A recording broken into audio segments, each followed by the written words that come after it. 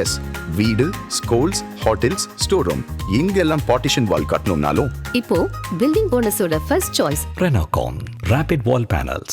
தூர் வர்றது போல இதே முல்லைப்பெரியார் அணையிலே ஒரு இஷ்யூ இருக்கு. இப்போ 142 அடி தேக்கக்கூடிய உச்சநீதிமன்ற உத்தரவு இருக்கு. இதுல 152 அடி உயர்த்தணுன்ற ஒரு கனவு இந்த தேனி மாவட்ட மக்களின் முக்கியமான கனவா இருக்கு.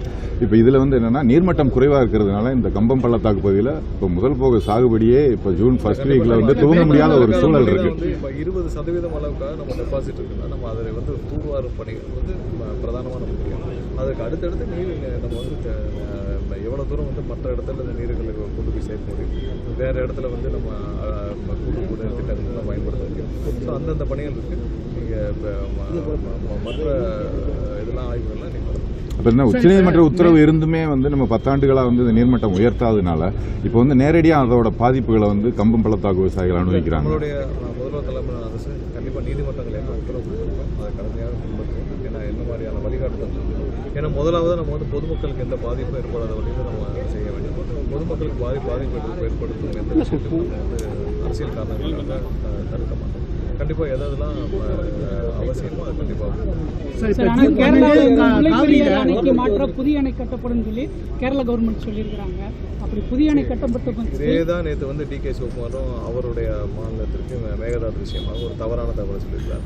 எல்லா இடத்துலையும் தேவையில்லாமல் யாரெல்லாம் இந்த மாதிரி சொல்கிறாங்களோ அரசியல் காரணங்களுக்காக இப்போ ஒரு நீதிமன்றம் உத்தரவு கொடுக்கும் அவங்க நிறைவேற்றவில்லை. இதுவரை நம்ம அதுக்கான வலியுறுத்தலை பண்ணிட்டு இருக்கோம். முல்லை பெரியார் விஷயத்தில் திமுக எவ்வளோ நம்ம திமுகவுடைய தவறான நடவடிக்கைகளாக நமக்கு இவ்வளோ தூரம் நம்மளோட மோசமான ஸ்டேஜில் நம்மளை விட்டுருக்கு. அதே தான் காவிரியிலும் ஒவ்வொரு இடத்துலையும் நம்ம திமுக அரசு முன்னாள் ஆட்சியாளர்கள் அவங்க செய்த தவறு தான் நம்ம பண்ணிட்டு இருக்கோம்.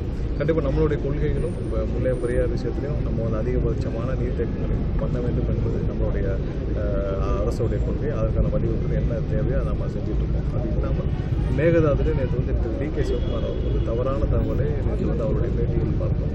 அவர் என்ன சொல்லியிருக்காருன்னா கோர்ட்டு மேகதாது அணை விஷயமான பெட்டிஷன் டிஸ்மிஸ் அதெல்லாம் தவறான தகவல். கோர்ட்டை டிஸ்மிஸ் பண்ணுறது டீட்டெயில்டு ப்ராஜெக்ட் ரிப்போர்ட், அதாவது திட்டத்தை சம்மந்தப்பட்ட ப்ராஜெக்ட் ரிப்போர்ட்டை சப்மிட் பண்ணுறதுல அவங்களுக்கு உரிமை இருக்குது, பண்ணட்டும்னு சொல்லியிருக்காங்க. இன்னும் அவருக்கு அந்த ப்ராஜெக்ட் அனுமதி தரவில்லை. கண்டிப்பாக அந்த ப்ராஜெக்ட் அனுமதி தராதவர்கள் தான் நம்மளுடைய நடவடிக்கைகள் அனைத்து சட்டப்பூர்வ நடவடிக்கை இருக்கும். மேகதாது விஷயத்திலும் சரி, முல்லை பெரியார் விஷயத்திலும் சரி கடுமையான ஒரு நடவடிக்கை நம்ம உச்சநீதிமன்றம் என்ன சொல்லியிருக்காங்களோ அதில் தான் நம்மளுடைய கொள்கையும் சரி, நம்மளுடைய முடிவுகளும் சரி, நீர்த்தேக்கத்தில் நம்ம அதை வலியுறுத்திட்டு இருக்கோம். முந்தைய ஆட்சியாளர்கள் செய்யாத இந்த விஷயங்கள் அனை விஷயத்தில் நம்ம ஆட்சிகள் செய்யும். நம்ம கடுமையாக நடத்துக்கணும். எந்த இடத்துலையும் நம்ம காம்ப்ரமைஸ் பண்ணுவோம். நம்ம கடுமையாக நடத்துக்கணும். முன்னாடி ஆட்சியாளர் என்ன தவறு செய்யும், முல்லை பெரியார்லையும் சரி, காவிரிலையும் சரி என்ன தவறு செய்யாங்க எல்லாமே அவங்க கண்ட்ரோல் இருந்தும் அவங்களுடைய இருந்தும் அவங்க அதை மிஸ் பண்ணாங்க. அந்த மாதிரியான எந்த தவறு வரலாற்று சரி தண்ணி குறைவா இருக்கிறதுனால எப்ப சார் தண்ணி திறக்கப்படும் முல்லை பெரியார் பெரிய மேல்நிலைப்பள்ளியில் +2 மாணவி மயங்கி விழுந்து உயிரிழந்திருக்காங்க. முறையான விசாரணை நடத்தணும்னு சொல்லி பெற்றோர்களும் உறவினர்களும் அந்த பள்ளியை முற்றுகையிட்டிருக்காங்க. இல்லை அது சம்மந்தமாக கண்டிப்பாக விசாரணை செய்யணும். சார் இப்போ மேட்டூர்